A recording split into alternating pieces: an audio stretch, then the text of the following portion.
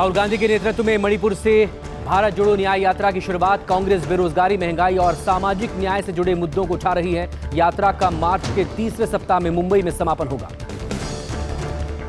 राहुल गांधी ने मणिपुर के थौबल से भारत जोड़ो न्याय यात्रा की शुरुआत की। यात्रा से पहले राहुल गांधी ने एक सभा को संबोधित करते हुए कहा, मणिपुर में भाई बहन, माता पिता आंखों के सामने मरे और आज तक हिंदुस्तान के प्रधानमंत्री मणिपुर में आपके आंसू पोंछने, गले मिलने नहीं आए। ये शर्म की बात है। राहुल गांधी ने आगे कहा, हम आपकी सुनने आए हैं, मन की बात सुनाने नहीं। राहुल गांधी ने बीजेपी आरएसएस के लिए कहा कि मणिपुर को वो देश का हिस्सा नहीं मानते। न्याय यात्रा को कांग्रेस अध्यक्ष मल्लिकार्जुन खड़गे ने हरी झंडी दिखाकर रवाना किया। खड़गे बोले, मोदी जी समंदर की सैर करने जाते हैं, राम राम जपते हैं, लेकिन मणिपुर नहीं आते। उनके मुंह में राम और बगल में छुरी है। राहुल के साथ अशोक गहलोत, सचिन पायलट, दिग्विजय सिंह, सलमान खुर्शीद, आनंद शर्मा और राजीव शुक्ला जैसे कई सीनियर नेता मणिपुर पहुंचे। राहुल की भारत जोड़ो न्याय यात्रा 15 राज्यों के 110 जिलों को कवर करेगी। इसमें राहुल 6700 किलोमीटर का सफर तय करेंगे। यात्रा 20 मार्च को मुंबई में खत्म होगी। देश के 15 राज्यों से गुजरेगी और मुंबई में पहुंचेगी।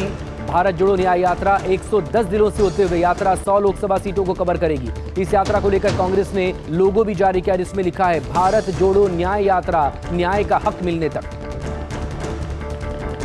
भारत जोड़ो न्याय यात्रा और लोकसभा चुनावों से पहले कांग्रेस को बहुत बड़ा झटका। महाराष्ट्र में कांग्रेस के दिग्गज नेता मिलिंद देवड़ा से कांग्रेस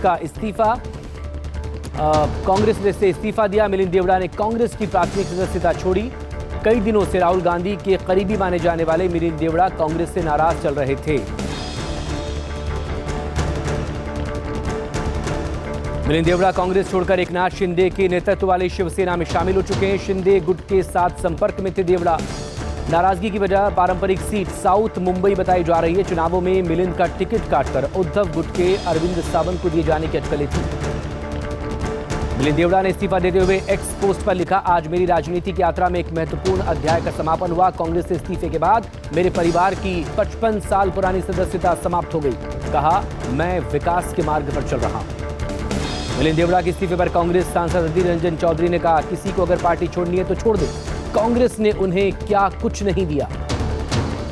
मिलिंद के इस्तीफे पर जयराम रमेश ने टिप्पणी की, मिलिंद देवड़ा के पिता मुरली देवड़ा की तारीफ की। मुरली देवड़ा एक कट्टर कांग्रेसी थे जो हर मुश्किल परिस्थिति में हमेशा कांग्रेस पार्टी के साथ खड़े रहे। जयराम रमेश ने इस्तीफे की टाइमिंग पर सवाल खड़ा किया। कहा, मिलिंद के इस्तीफे की घोषणा का समय साफ तौर से पीएम मोदी की तरफ से तय किया गया।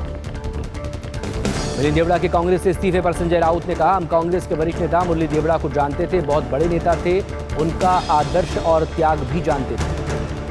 मकर संक्रांति के मौके पर पीएम मोदी ने गौ सेवा की। पीएम मोदी ने गायों को गुड़, खिचड़ी और हरा चारा खिलाया। ये पहला मौका नहीं है, जिससे पहले भी पीएम मोदी गौ सेवा करते देखे गए।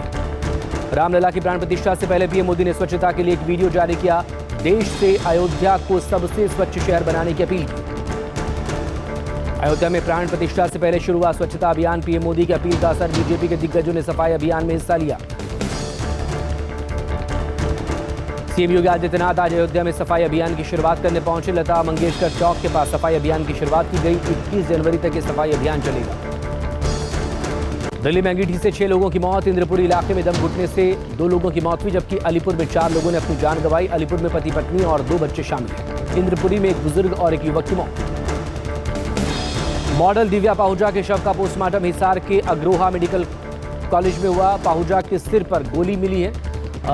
बिस्तरा जांच के लिए लैब भेजा गया है। परिजन शव गुरुग्राम लेकर गए। बता दें कि दिव्या का शव टोहोना की नहर से बरामद हुआ था। उत्तर भारत में कड़ाके की ठंड जारी। दिल्ली के लोधी रोड में आज 3.4 डिग्री तापमान रिकॉर्ड किया गया। सफदरजंग में 3.6 तापमान रहा।